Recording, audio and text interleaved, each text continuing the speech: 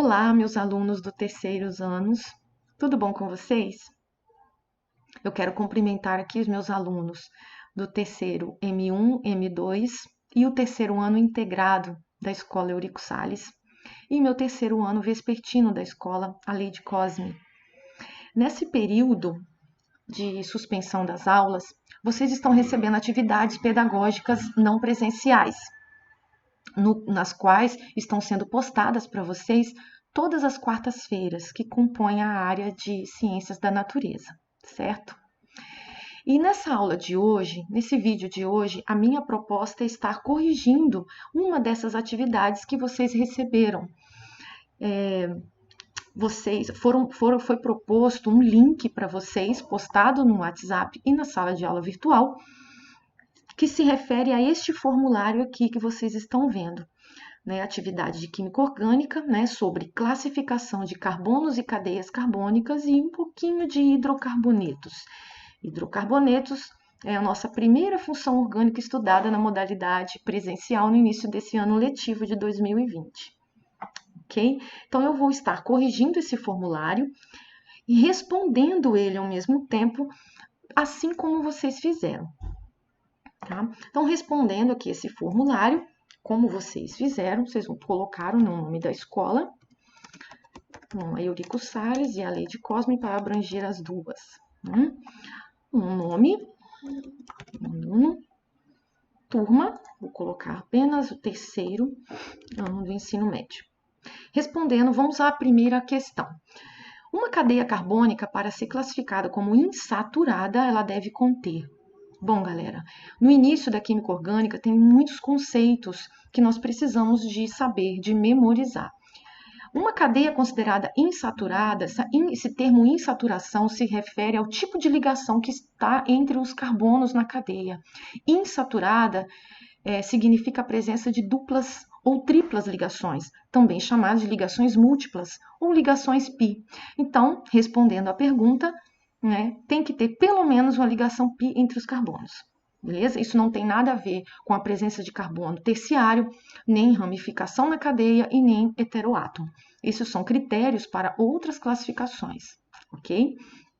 Próxima questão, o nosso mascote aí da química orgânica, da introdução à química orgânica, o nanokid, é um bonequinho, e na verdade pertence à função hidrocarbonetos. São cadeias compostas apenas de carbono e hidrogênio.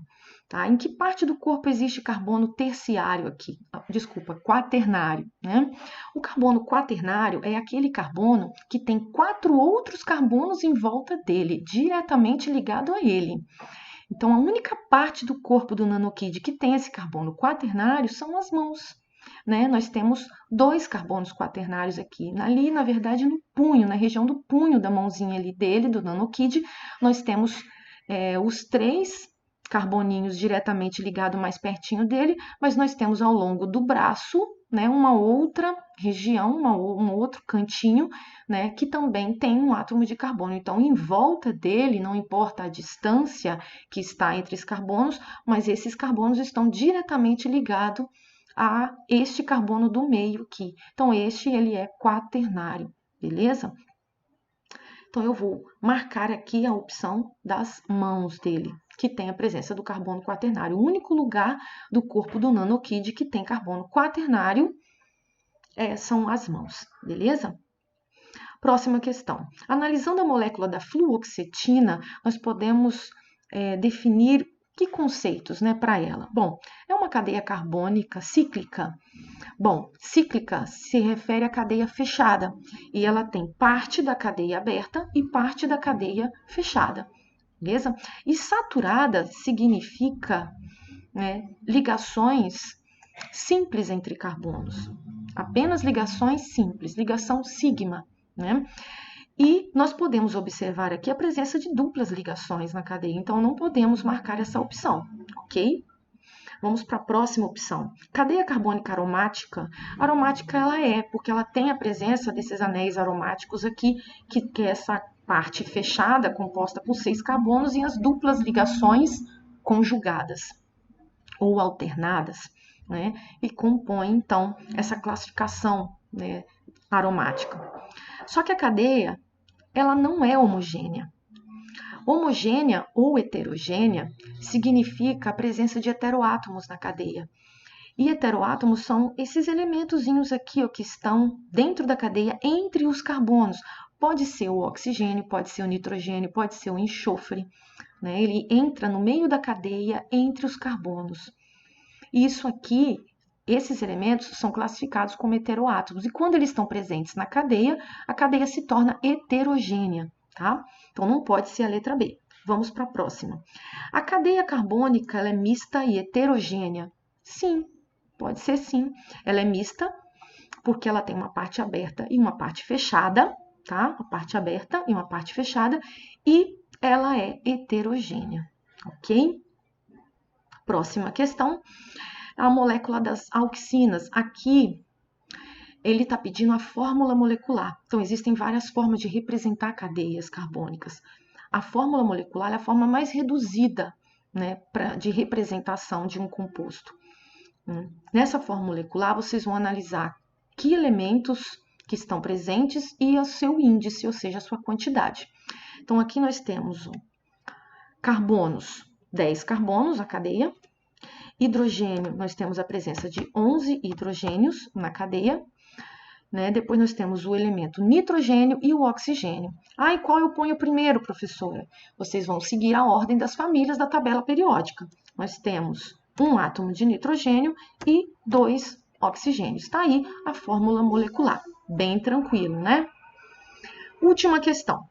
Dos hidrocarbonetos obtidos do refino do petróleo, os que possuem menores massas molares constituem. Bom, para resolvermos essa questão, eu peguei uma imagem aqui, que ela vai estar aqui em cima de mim. Ó.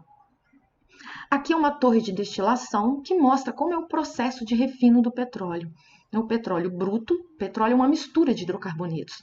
O petróleo bruto é colocado nessa fornalha e aí, através da temperatura de ebulição, né, é separado, é retirado todas as frações do petróleo.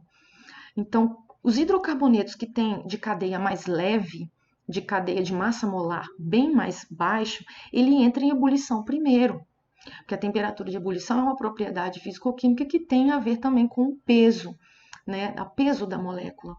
Então, como a cadeia é pequenininha, compostos aí de 3 carbonos e de 4 átomos de carbono, como compõe o gás de cozinha, ele evapora primeiro. Logo em seguida, nós temos a gasolina, que é a cadeia um pouco maior, depois o querosene, o óleo combustível, os óleos lubrificantes, né? E os outros resíduos mais pesados, de cadeias maiores. Então, à medida que vai aumentando o peso molecular, né, eles vão sendo removidos mais tarde, posteriormente, aqui nessa torre de destilação. Então, isso é baseado no ponto de ebulição dessas substâncias. Bom, então, o primeiro a ser removido é o gás de cozinha, né? Porque o gás de cozinha, conhecido como GLP, ele é uma mistura de propano com butano, ou seja, cadeia com 3 e cadeia com 4 átomos de carbono. Ok? Então, respondendo à pergunta, ele quer os que possuem menor massa molar. E nós vimos ali pela imagem que é o gás de cozinha, GLP. Ok? Pessoal, por hoje é só. Temos aí uma atividade corrigida. Eu espero que vocês tenham acertado tudo, pelo menos a maioria, ok? Valeu, tchau, tchau!